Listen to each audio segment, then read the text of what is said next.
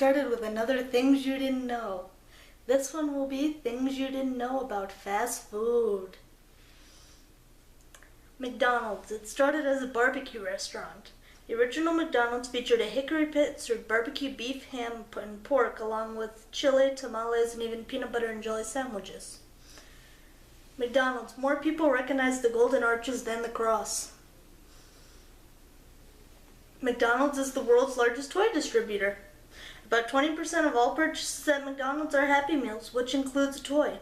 With 68 million meals sold on a daily basis, if you do the math, that's a lot of toys. Some which can also be worth a lot of money.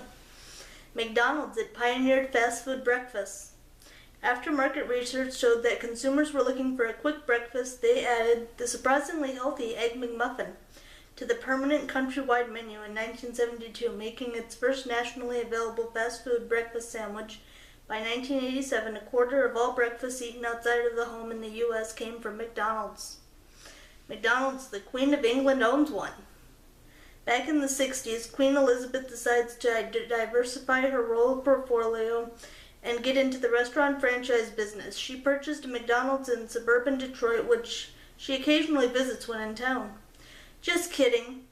Wouldn't that be great though? In reality, the Crown Estate owns a shopping center which contains a McDonald's near Windsor Castle. Wendy's. It was inspired by a Kalamazoo burger joint. Founder Dave Thomas spent his early childhood in Kalamazoo, Michigan, where one of the most popular burger joints was a restaurant named Kewpie Burger.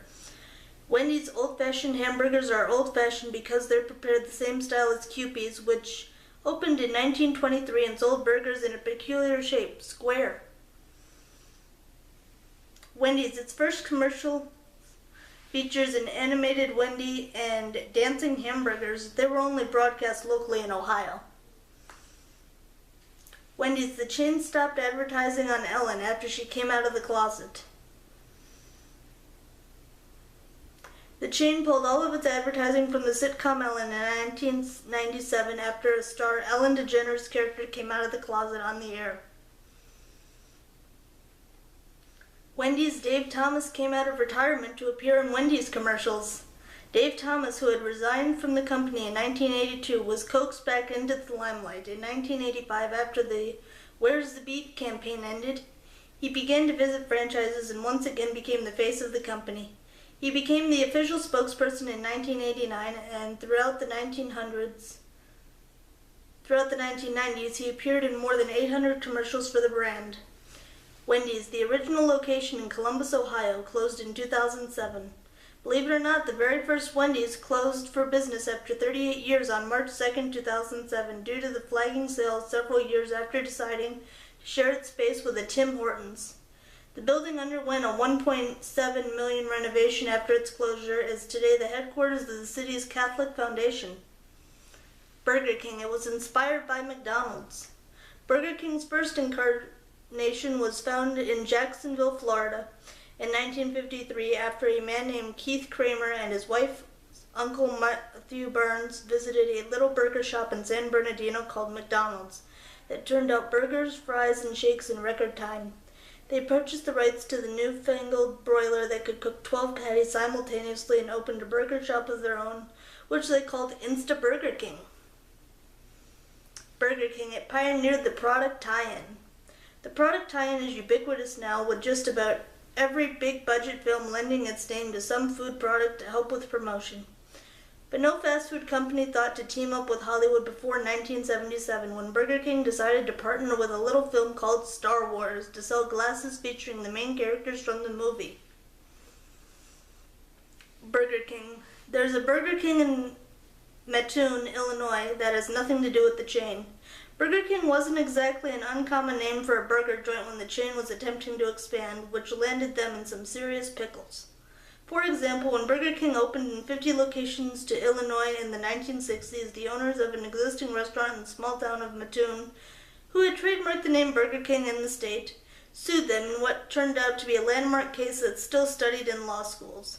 The case ended up going all the way to federal court, where it was decided that because the corporation had national trademark with the family-owned Burger King was just trademarked in the state, Burger King was allowed to open anywhere it pleased, as long as it wasn't within 20 miles of the Mattoon restaurant. To this day, there is a Burger King in Mattoon that has no affiliation with the chain. Burger King, it's called Hungry Jack's in Australia.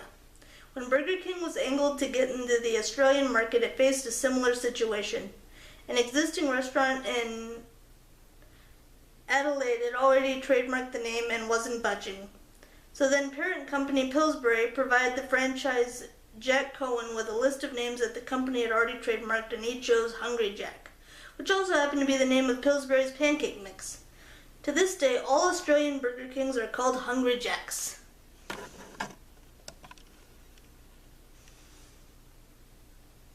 Burger King, the Whopper was stymied in San Antonio. When Burger King began expansion in the San Antonio area, it was prevented from using the word Whopper in any advertising or restaurants because of an existing chain in the region called Whopper Burger. This Texas-sized stalemate raged on until Whopper Burger owner Frank Bates passed away in 1983, and his wife Barbara sold the chain to Burger King's then parent company Pillsbury. KFC had introduced chicken to the fast food industry. Before KFC came along, fast food was synonymous with hamburgers and french fries, and chicken was traditionally home-cooked or eaten at family-style restaurants. Fried chicken in particular wasn't thought of as fast food because it wasn't fast. Making pan-fried chicken is a slow and careful process, and even deep-fried chicken can take upwards of 15 minutes to prepare. KFC Colonel Sanders traveled the country franchising his fried chicken recipe. Sanders knew that he had something special on his hands, and for many years his Corbin, Kentucky motel and restaurant, Sanders Court and Cafe, was a local institution, but he understood the construction of a highway nearby would deal his business a major blow as the flow of travelers were rerouted. So he sold it all and took his show on the road. For the next several years, Sanders travels around the country selling small-town restaurateurs the rights to use his recipe in return for a 4-cent fee on every chicken sold. The franchise model was revolutionary for the first time, and by allowing franchise owners to use his name and likeness, it also increased Sanders' personal cash immeasurably. KFC, the name Kentucky Fried Chicken, was coined by a sign painter. Original franchisee Pete Harmon decided to change the name of his original restaurant, the Dewdrop Inn, to highlight the new fried chicken, but was unsure of what to call it right until the sign painter arrived. Luckily, the painter, Don Anderson, had an idea for the name that would invoke something exotic as well as Southern hospitality: Kentucky Fried Chicken. KFC, the company, takes great pains to guard the original recipe. The blend of 11 herbs and spices that went into Sanders' original fried chicken recipe is still in use today, and its components remain a mystery, even though many have tried to decipher it. The Chicago Tribune claims to have recreated it from a recipe from Harlan Sanders' nephew. A Sanders-signed copy of the recipe is inside a vault in KFC's Louisville headquarters, and even the manufacturers don't know what goes into it. Half of the mix is made up by Griffith Laboratories, and it's sent to McCormick, where the rest is added. Eating at KFC is a Christmas-time tradition in Japan. Even though a very small percentage of Japan is Christian, it's adopted Christmas as basically the holiday where you eat KFC. Seriously. In Japan, KFC and Christmas are synonymous. And the chain's Christmas dinner, which includes cake and champagne, sells for about $40. The chain records its highest volume of sales in Japan on Christmas Eve, and Japan Airlines even serves KFC on select flights during the Christmas season. The correlation is a result of smart marketing campaign that started in 1974 and continues to this day. Subway was founded by a 17-year-old. Late founder Fred DeLuca created Subway in 1965 when he was 17 years old, with a $1,000 loan from a family friend named Peter Buck. Subway, that smell, is something of a mystery. All Subways smell the same. Apparently this is because all Subways use the same bread. They are sent to all franchises frozen, and the shops thaw them out before baking them behind the counter. It's hinted that the caramelization smell of the sugar has something to do with the distinct smell, but it's still a mystery what makes this particular bread smell so unique. Subway, the BMT, was named after the New York subway. In keeping with the subway theme, the BMT sandwich, named after the Brooklyn Manhattan Transit System, was one of the original New York subway lines. Today it stands for Biggest, Meatiest, Tastiest, with pepperoni, salami, and ham. The BMT subway line is more commonly referred to as the NRQ&W. Subway, there's a rainy day special in Southern California.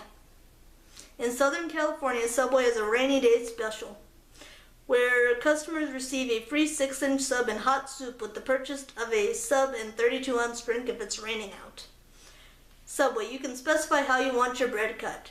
You can customize the way your sandwich is cut and prepared. If you say old cut, the sandwich maker digs into the sandwich as opposed to slicing it.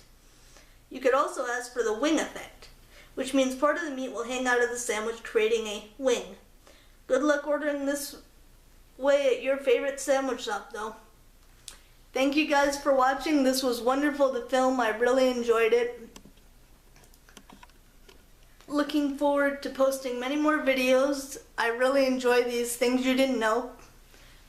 Please comment down below some of your favorite facts of fast food restaurants that you enjoyed, things that you didn't know, to make us all a little more worldly with wisdom.